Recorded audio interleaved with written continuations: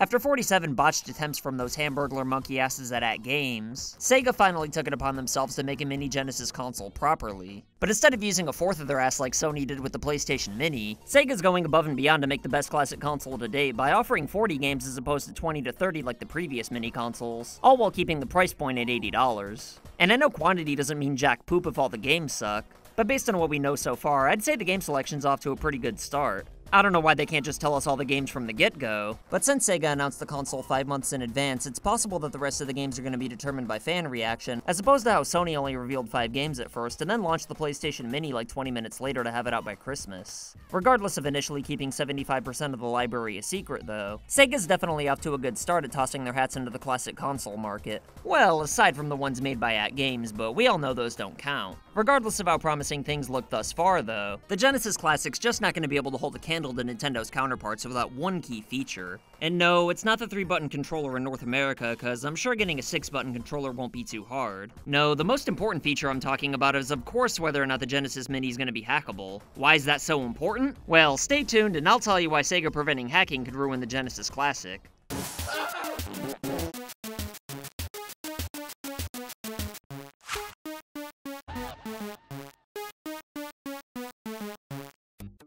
Due to the nature of adding illegally downloaded ROMs to your classic consoles, we're probably gonna have to wait till September 19th before we know whether or not the Genesis Mini is gonna have this, well, for lack of a better term, feature. I mean, it's not like Sega's gonna pull a Soulja Boy and boast the ability to play illegal ROMs or anything like that. But on the flip side, if they were able to somehow find a way to prevent hacking, then the Genesis Mini is gonna be significantly less appealing, no matter how great the rest of its lineup or features are. And I know there's probably already people in the comments calling me an ungrateful ass goblin for not being satisfied with 40 games.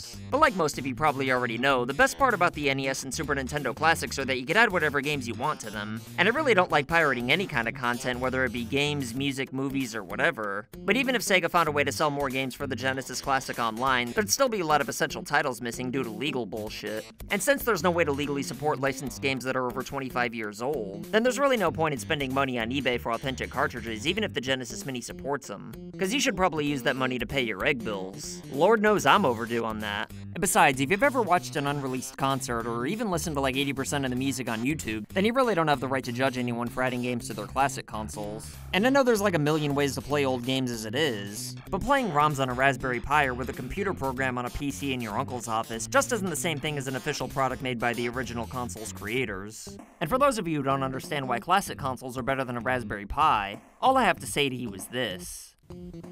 You just don't get it, do you? You don't.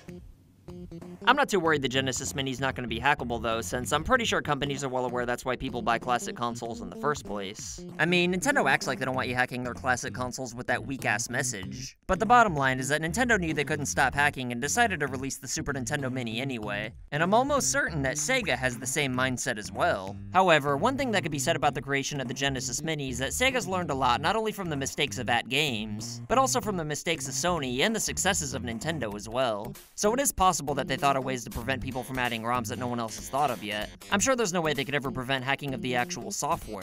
But if the storage on the actual console ended up being just enough to fit the intended games, then you'd probably have to have a USB drive sticking out of the second controller port like the PlayStation Classic, and if you ask me, that just straight up sucks. For reasons I already covered in another video, the PlayStation Classic was doomed from the start, but most of its issues could have been fixed if you could alter the game library without ruining the aesthetic with an external USB drive. You might as well just use a Raspberry Pi at that point. And I know adding ROMs to a classic console automatically makes it bootleg, but I still want my mini consoles to look official. After all, that's the whole point of buying one in the first place. And I'm not saying Sony should have went as far as to spend extra money on storage to accommodate hacking, but I am saying that Sega shouldn't get any funny ideas and go out of their way to fill the Genesis Classic's memory up to prevent us from adding games either. Cause as much as I love retro games, I've gotta admit that playing Nintendo's classic consoles is just way more convenient than the original hardware. I know some people are gonna get mad to hear me say that, but having all the best games in a console's history all locked in one tiny little official box is much better than having to deal with AV cables, expensive cartridges, and writing passwords down, which is pretty common for the Genesis in particular. particular.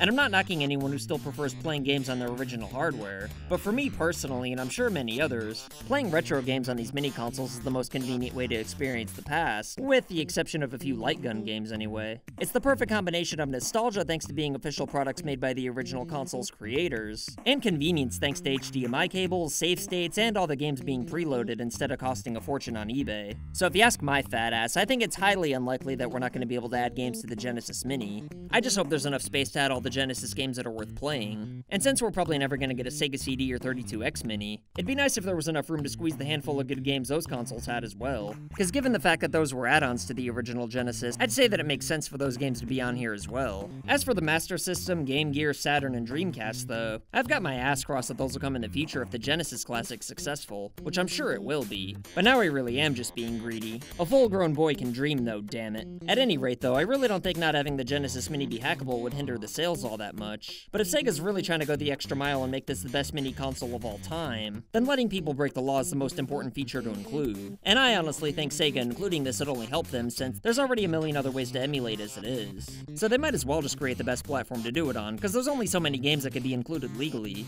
What do you think about the Genesis Classic though? Do you care if hacking it's practical? Or do you think I'm an ingrate for not fully appreciating 40 games? Either way, let me know what you think in the comments below, and as always, I'll pin whatever I find most entertaining or intriguing. Don't forget to like and share this video to help this channel grow. And if you want to prove to your grandpa what a great person you are, then go ahead and press the subscribe button as well. My name's Cameron, and I'll see you next time. So I want to say thank you to your loyalty, thank you for your support.